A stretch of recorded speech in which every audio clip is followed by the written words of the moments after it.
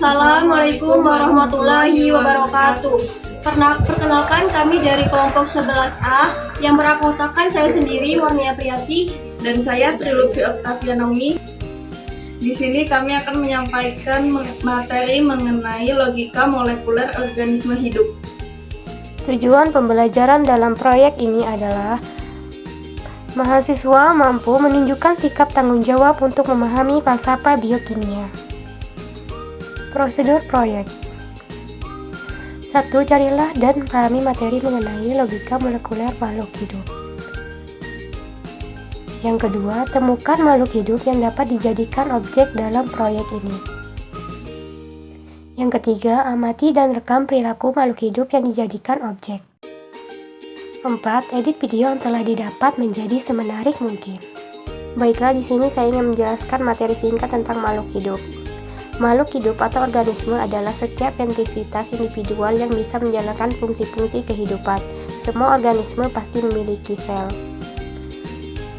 Makhluk hidup juga merupakan suatu organisme yang memiliki kemampuan untuk bernapas, berpindah tempat, merespon perubahan diri dan lingkungannya. Makhluk hidup terbagi menjadi 3 kelompok yang berbeda, yaitu manusia, hewan, dan tumbuhan. Objek yang akan dijadikan bahan untuk proyek ini itu sebagai berikut. Ciri-ciri makhluk hidup. Yang pertama, bernapas. Makhluk hidup perlu bernapas. Bernapas adalah kegiatan menghirup oksigen dan menghembuskan karbon dioksida dari dalam tubuh. Manusia, hewan, dan tumbuhan juga bernapas dengan organ pernapasannya masing-masing. Misalnya, manusia bernapas dengan paru-paru, hewan bernapas dengan kulit, insang, dan paru-paru, sedangkan tumbuhan bernapas dengan stomata.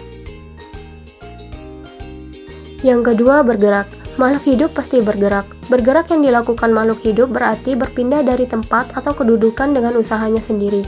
Manusia dan hewan bergerak dibantu dengan organ geraknya. Manusia dengan kakinya, hewan dengan sirip, kaki, dan sayapnya. Yang ketiga, tumbuh. Tumbuh adalah perubahan fisik yang bisa diukur. Semua jenis makhluk hidup pasti akan mengalami pertumbuhan dan perkembangan, baik manusia, hewan, hingga tumbuhan. Semuanya akan mengalami pertumbuhan dari yang berukuran kecil sampai besar. Keempat adalah peka terhadap rangsangan. Peka terhadap rangsangan adalah kemampuan makhluk hidup untuk menanggapi atau merespon rangsangan baik berupa sentuhan, cahaya, matahari, air, zat kimia, suhu, dan gravitasi bumi. Yang kelima, berkembang biak. Berkembang biak adalah cara makhluk hidup untuk membuat keturunan. Pada tumbuhan, berkembang biak juga dilakukan dengan 2 cara. Kembang adalah pertambahan kemampuan struktur dan fungsi tubuh yang lebih kompleks. Yang keenam, memerlukan makan dan minum. Makanan diperlukan oleh manusia untuk sumber tenaga dan untuk menggantikan sel-sel yang telah rusak, sedangkan air diperlukan untuk keseimbangan tumbuh, pelarut beberapa zat, vitamin, dan mineral. Jadi, dapat disimpulkan bahwa makhluk hidup memiliki ciri-ciri atau karakteristik sebagai berikut. Yang pertama, bernapas. Kedua, bergerak. Ketiga, tumbuh. Keempat, peka terhadap rangsangan. Kelima, berkembang biak. Keenam, memerlukan makan dan minum. Sekian materi yang dapat kami sampaikan. Kami akhiri. Wassalamualaikum warahmatullahi wabarakatuh.